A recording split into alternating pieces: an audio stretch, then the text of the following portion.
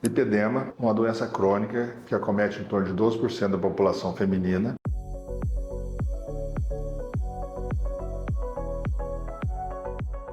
Eu sou o Nelson Fernandes, cirurgião plástico, e estou aqui para falar para você a respeito desse tema tão importante na nossa sociedade. A medicina não conhecia essa doença, a lipedema, há pouco tempo atrás. E a gente está aprendendo ainda, está descobrindo muitas novidades, muitas coisas, né, muitos conceitos que a gente ainda precisa de estudar para poder chegar lá. Mas a realidade é que é uma doença que ela deixa o acúmulo de gordura nos membros, tanto nos membros inferiores quanto nos membros superiores. Pode acometer em cima e embaixo, ou apenas embaixo ou apenas em cima. Ela normalmente é uma doença que acumula gordura. Essa gordura tem um processo inflamatório muito intenso. Normalmente gera nódulos, né? Uns caroços que a pessoa consegue apalpar, gera dor, gera manchas roxas com muita frequência. E normalmente o problema não é só a gordura, o problema é o tecido conjuntivo, né? A face do músculo e a musculatura também, que é uma musculatura mais frágil, né? Mais hipotrofiada, que a gente chama,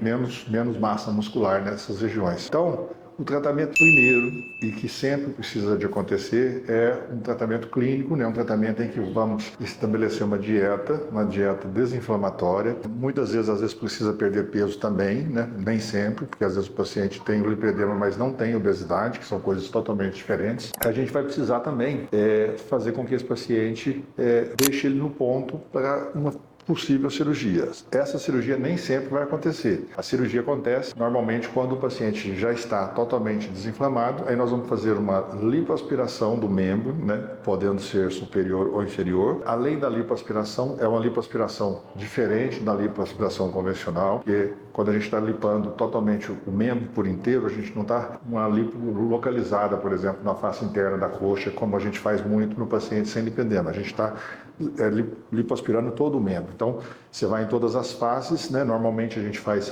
várias incisões, pequenininhas, mas são várias. Normalmente a gente não faz nem na frente nem atrás dessas incisões, porque chamaria mais atenção. A gente vai mais para a parte lateral e para a parte interna dessas incisões, e com isso a gente vai esculpir aquele membro, tirar todo aquele excesso de gordura inflamada que existe. Como a retirada da gordura costuma gerar flacidez, então a gente tem que usar as tecnologias de retração de pele, que são tecnologias que vai promover o encolhimento dessa pele, fazer com que não sobre a pele, que fique um resultado melhor, né? E algumas vezes até necessário também a gente fazer retirada, ressecção de pele, fazendo corte para você não deixar a flacidez, porque às vezes o grau de flacidez mais acentuado não vai ser totalmente tratado com as tecnologias. E a gente costuma fazer também as lipoenxertias musculares, que ajuda a melhorar aquela musculatura, deixar a musculatura um pouco mais volumosa, e ao mesmo tempo a lipoenxertia, dando mais volume no músculo, ajuda a ter menos flacidez, né?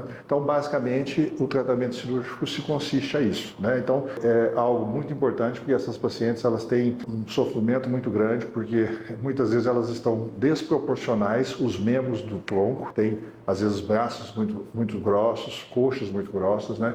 Tem essas irregularidades dos nódulos que são esteticamente indesejadas, né?